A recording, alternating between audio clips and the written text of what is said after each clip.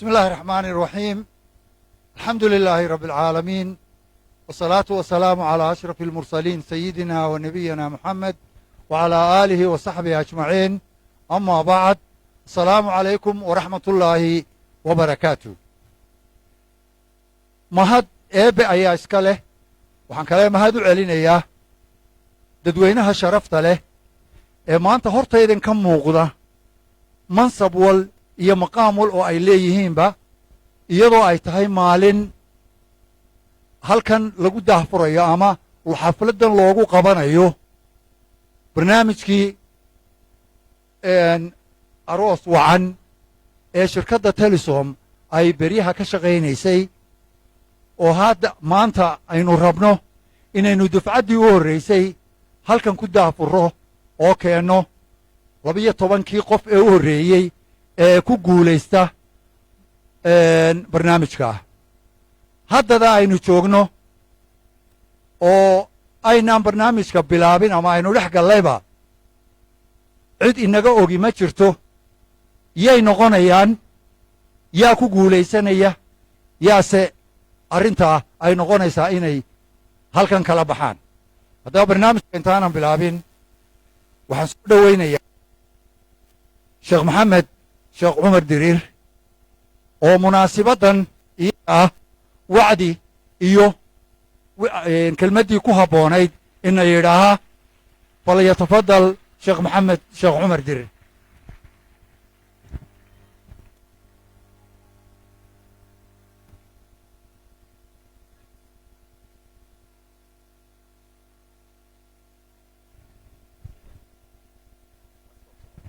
بسم الله الرحمن الرحيم. الحمد لله رب العالمين، صلى الله وسلم وبارك على نبينا محمد وآله وصحبه وسلم. dadka meesha fadhiya dhammaantood madaxda iyo bulshada kaleba, assalaamu calaykum waraxmat ullaahi wabarakaatu. intaa kadib badin maayo, kollay dadku waa badan yahay. waxaan se xusi lahaa uun qadiyaddan aynu u fadhinno oo ah guurka in qoys muslima la dhisaa. waa arrin aad u qiimo badan oo diinah oo ilaahayna faray subxaana wa tacaala. ilaahay baad la hadlay ummaddoo dhan oo waxau idhi waankixu layaama minkum wasaalixiina min cibaadikum wa imaa'ikum in yakuunuu fuqaraa'a yugnihim allaahu min fadlih. waxaa u guurisaan dadka aan xaaska lahayn, haddii ay yihiin rag iyo hadday yihiin dumarba. haddii ay faramadhan yihiin ama caydh yihiinna ilaahay baa dheeraadkiisa iyo deeqdiisa siin doona. marka innagana waa layna faray haddaynu nahay maalqabeenka iyo madaxda iyo bulshada inaynu ka qayb qaadanno qoyska muslimkaahi siduu u dhismi lahaa. ilaahayna ballan buu u qaaday oo waxau idhi haddii aanay waxba hayn aniga dheeraadkayga iyo deeqdayda siin doona. ballankaana ilaahay kama baxaya subxaanahu wa tacaala. soomaaliduna taa waxbay ka arkeen oo waxay odhan jireen faqriga waa laga guursadaa, oo qofku hadduu faqiir noqdo ha guursada bay yidhaaheen, waayo tijaabadii bay qaadeenoo ballanqaadkaa ilaahay ayay wax ka arkeen. walaalayaal, mashaakilka dhallinyarada waxaa ka mid ah guur la'aanta. waayo wiil iyo gabadh qofku marka uu xaas leeyahay waxa uu leeyahay tudhaale wax la ydhaha tudhaale. dalkana wuu u tudhayaa, naftiisana wuu u tudhayaa, ehelkana wuu u tudhayaa. waxaa ka fududaanaya culayskii hayey ee ama xagga ishiisa iyo cawradiisa la xidhiidhay. waxaa ka yaraanaya dusduska iyo warwareegga. wuxuu ka fogaanayaa sinada iyo xaaraanta. waxa uu dareemayaa mas-uuliyad culus buu dareemayaa. nin walaalaheen ka midabaa iminka wuxuu lahaa war ardaydii haddii ardaydii iskuullada ku jiray hadday barnaamijkan ku soo baxaan yaa iskuulkii u dhiganaya.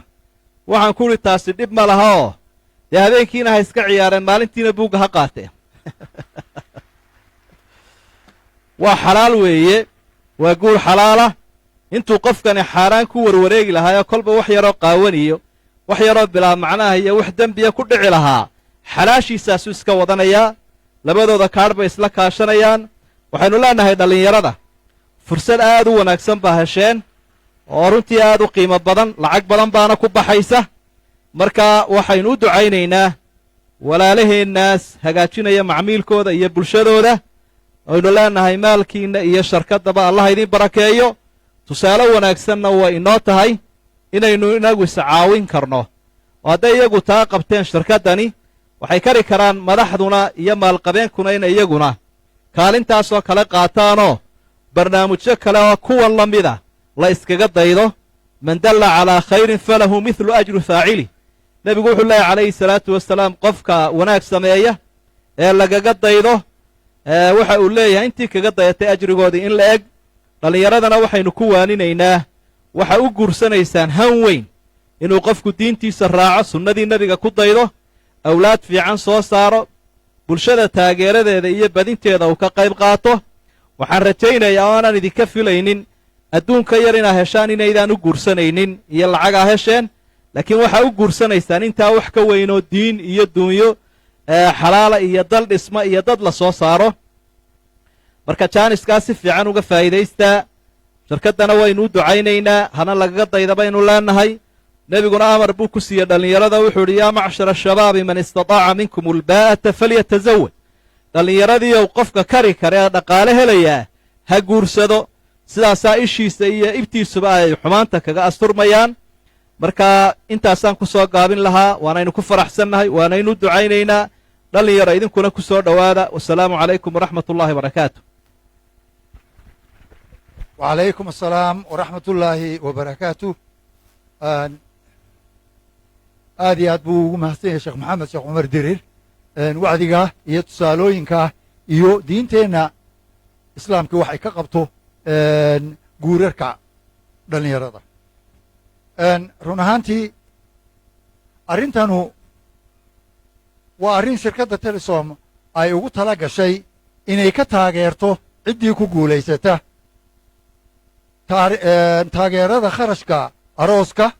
agabka guriga kirada guriga iyo lixda bilood ee ugu horreeya biilka qoyskaa la dhisay inay intaa qaaddo masaariiftooda ama kharashkooda qaaddo ayay ugu tala gashay insha allah biidni illaahi kariim ma noqonayso tii ugu dambaysay tani ama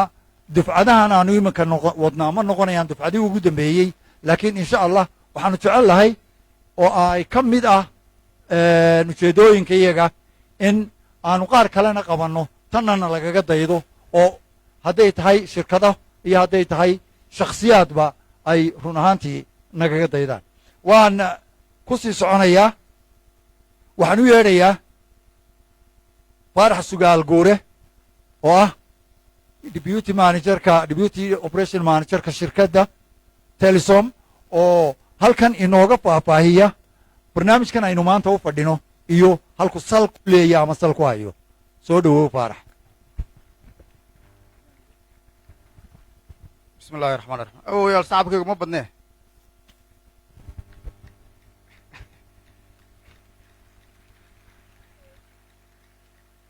waaya bismi illahi raxmaan raxiim alxamdu lilahi rabb alcaalamiin wasalaatu wasalaamu calaa rasuuli llahi sala allahu alayh wasalam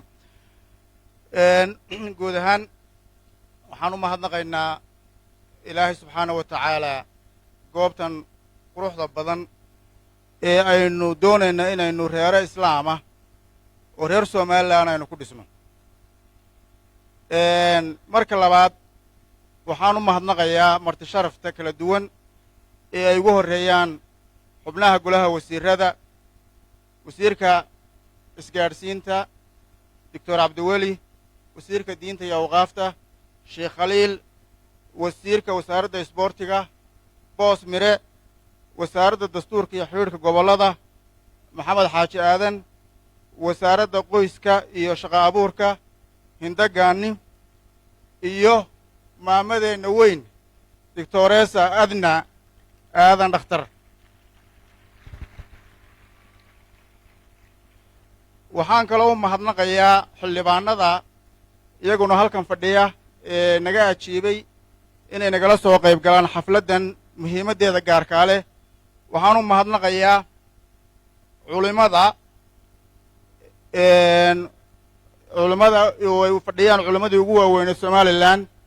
allaha barakeeye iyagana waan u mahadnaqaynaa ajiibidda ay naga ajiibeen inay nagala soo qayb galaan xafladdan saraakiisha ciidanka iyo dhammaan marti sharafta kale ee halkan hortayda ka soo fadhida iyo kuwa nagala socda lifeka iyo tifiyada bay nagala socda ugu horrayn waxaan rabaa inaan yara waadixiyo ama yara caddeeyo ama aan ka hadlo ujeeddada xafladda tan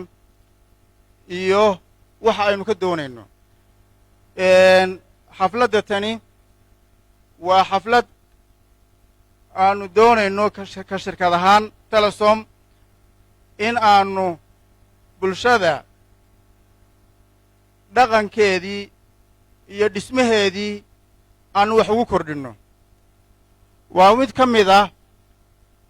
habdhaqankii shirkaddani lahaan jirtay ee ay wax kaga qaban jirtay mujtamaca u macaamiisha ah iyo kuwan macaamiisha u ahayn ee deegaankeenna deganba. ma aha xafladdani mid shirkaddu ay ku abuuraysay dhaqaalo. inayan dhaqaalo ku abuurayna waxaa idin caddaynaysa inaan hal shuruud oo shuruudaha arooskan ka mid ihi ayan ku jirin inaad ama wax naga iibsatid ama inaad wax ku shubatid midna aynayan ku jirin, laakiin ay ahayd qof walba oo macmiil u ah shirkadda telesom inuu jaaniskan xaq u leeyahay haddii uu buuxiyo shuruudaha ah inuusan hore u guursan, xaasna uusan lahayn, ama xaas ama ayan nin lahayn gabadhu, ama uusan wiilku gabadh uusan qabin. shuruudda koowaad ee aanu ku xidhnay waxay ahayd qofkaasi inuusan horena u guursan haddana uusan reer lahayn. waa isla midkii un kelimaddu waan malaynaya, waaba isla midkii. waxaad arkaysaa markaa in xafladda iyo hawshan aan bilownay aynu uga jeedno inaan dhallinyaradeenna aynu ku caawinno kalana dagaalanno dhaqan xumada, waxyaabaha fasahaadka keenaya iyo waxyaabaha muxuu ahaayey inay xaaraan ku dhacaan iyo inay wax xumaan kala galaan allah inaga haye inaannu kala dagaalanno ayaa ujeeddada iyadu ahayd. waayo waxaannu qaban karaynay waxyaabo badan oo kale, laakiin waxaannu isnidhi mar walba annagoo u taagan mujtamaca dhismihiisa, akhlaaqdiisa iyo dhaqankiisa inaannu toosinno. wartana ayaa wax ka taraysa. meel qof bini aadani ka soo baxayo waa warshaddii bini aadamka. guurku waa miiniskii iyo waddadii loo mari jiray bini aadam inuu ilaahay ummadda adduunka keeno weeye. markaa waxaannu isnidhi waa meeshii ugu mudnayd, waana meeshii maanta loogu baahi badnaa. arrintan waxaannu kaloo uga jeednay waxa loo yaqaano inaannu macaamiishayada annagoo awalba wax ku kordhin jirnay oo wax ku celin jirnay oo abaaraha iyo duufaanaha iyo dhibaatooyinka waddanka ka dhaca aannu mar walba qaybta koowaad ka qaadanno, haddana mar walba inaannu bulshada wax wada gaadhaya oo kalena aannu mar walba gaar ula nimaadno ayay ka mid ahayd qodobada aannu u doorannay inaannu arrintan aynu fadhino samayno. maxaannu ku doorannay guurka waxaannu ku doorannay guurku waa arrin diimeed waana arrin dhaqan labadaba, laakiin waa arrin diimeed oo guurku shiikhu suu inoo sheegay waa waajib dhallinyarada. yaa macshara al-shabaab buu nabigu alay slat slam uu yidhi guursada dhallinyaraday dhallinyarada intuu u yeedhay buu kiinii awoodaa yidhi guursada,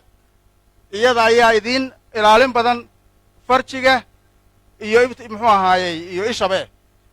markaa annagoo taa ka duulayna waxaannu u doorannay dhaqanka bulshada iyo dhismaha qoys la dhisaa inuu bulshadana wax ku soo kordhin doono, fasahaadka iyo xumaanta iyo waxyaabaha kale dhacayoo dhanna lagaga hortegi karayo. waxaannu kaloo aannu uga jeednay dhiirigelin dhallinyaradu. waad og tihiinoo guurkii meeshuu marayo waa waxyaabaha haddeerto bulshadeennan aad hoos ugu dhacay. marka waxaannu doonaynaa arrintan inay dhallinyarada u noqoto dhiirigelin iyo muxuu ahaayey in la abuuro xiise guur iyo sheeko guur iyo muxuu ahaayey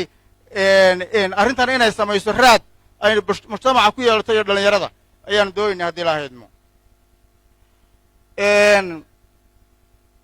arrinta tan aan maanta halkan u fadhinaa waa mas-uuliyad caama oo cid walba oo ilaahay caqli siiyey mas-uulna ka dhigay xil ka saaran yahay. bulshadeennu waxay u baahan tahay in wax laga beddelo. cid walibana door bay ku leedahay. doorka culammada waxaan odhan lahaa anigu ama ka shirkad ahaan baannu soo jeedinaynaa in nadawaad sharciga laga qabto arrintan guurka. beri dhowaad waxaa dhacday waxaan ka qayb galay xaflad aroos baan ka qayb galay, waa lagu sheekaystay. nin weynoo odayaba wuxuu yidhi markii laga hadlay arrintan aynu ka hadlayno ee ah guurkii hoos buu u dhacay oo dhallinyaradii dee haddii ummaddu hadday guur weydo xumaanun baa loo dhaqaaqayaa ayaa nin wuxuu yidhi nin baan kala shaqeeyey guur hargeysa wuxuu ku dhaartay lacag $60,000 inay ninkaa guurkiisa qofka reerkaa guurkiisa ku baxday oo ay ku baaba'day waxaynu u baahannahay culammadu inay ka hadasho arrintan waalidiinta iyo dadka wax guursanaya iyo dadka qurbaha inooga imanayaba inaan la fasahaadin guurka haddii guurku fasahaado oo ay guurku qaaligaa uu noqdo halkaa uu gaadho bulshadu guurkii wuu yaraanayaa kadibna waxa xumaantuma badanaysa ganacsatadu door bay ku leedahay doorkay ganacsatadu ku leedahay waa kaanu bilowna u kacnay waxaanu rajaynaynaa haddii la haydmo ganacsatada kale ee dadka ilaahay wax siiyey inay hawshan qaybtooda ka qaataan oo waddankeenna iyo dadkeennu waxay ku islaaxayaan innaga oo dhaqanka wanaagsan dhinaciisa u duwna isla markaana arrinta guurku bulshadana way kordhinaysaa dhaqankana way hagaajinaysaa wax walba xunna waa lagaga fogaan karayaa doorka saxaafadda waxaan odhan lahaa iyagana waxyaabo badan oo aan dadka macno badan u samaynayn ayaa intaa waxaynu samaynaa debate iyo dood laga qabtaa oo tifiyada ka socda oo idaacadaha ka socda waxaan odhan lahaa dadka hal abuurka leh dadka waxgaradka ah salaadiinta iyo culummada dood cilmiyeed diini ah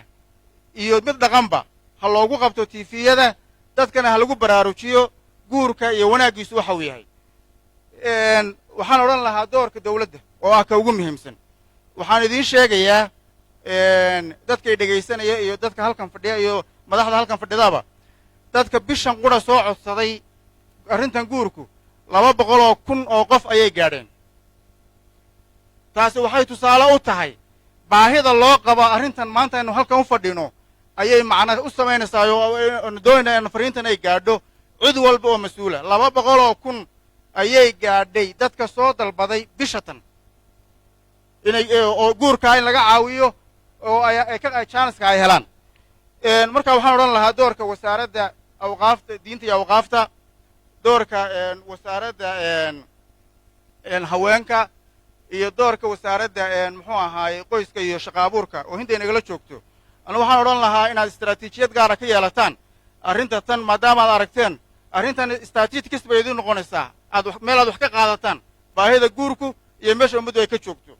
waxaan kaloo odhan lahaa oo qaranka iyo dawladda iyo madaxweynaha baa ugu baaqi lahaa inaynu sanduuq qaran u samayno dhallinyarada maadaama aynu arkayno baahidii heerkay marayso oo 200,000 oo qof ay soo dalbatay bisha dambena waxaa laga yaabaa in 200,000 oo qof soo dalbato haddana mar labaad marka waxaan odhan lahaa dawladdu war baytulmaalkaba waxba hadda la dhigaaye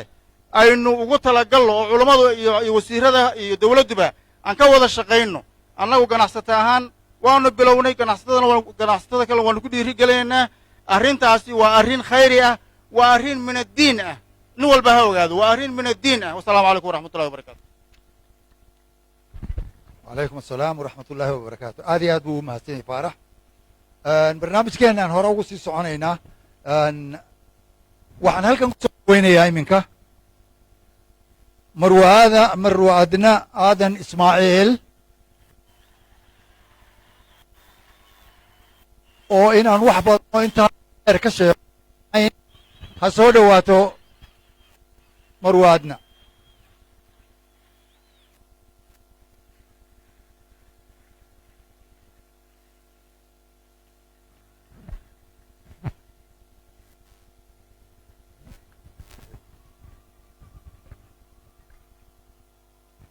بسم الله الرحمن الرحيم السلام عليكم السلام عليكم marwooyin iyo mudanayaal culmawdiinka mudanayaasha ka socda golayaasha qaranka oo aan si gaara u salaamayo marwo hindagaani wasiirka qoyska iyo arrimaha bulshada iyo shaqada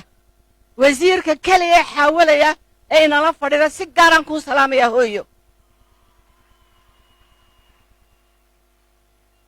waxaan aad iyo aad u salaamaya oon aad u ammaanaya oo aan aad ugu mahadnaqaya madaxda ka socota sharikadda telesom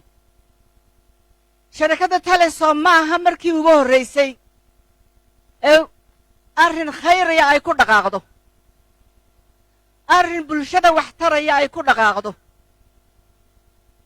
waa markii hawli la soo kulanto ee bulshada waxtar u ah sida guurka dhallinyaradeennan oo kale caafimaadka waxbarashada horumarka dalkeenna kaalinta koowaad bay ka gashaa telesom waana ammaanayaa waanan ugu mahadnaqayaa anoo ku hadlaya afka bulshada iyo ummadda somalilan waxaan doonayaa dhallinyaroy maanta wax wanaagsan baa halkan laynoogu keenay 20 ka mid ah dhallinyarada wiil iyo gabdho ayaa la siinayaa fursad ay ku helaan jaayisad u suuro geliya hammigii noloshooda ee ahaa ay qoys samaystaan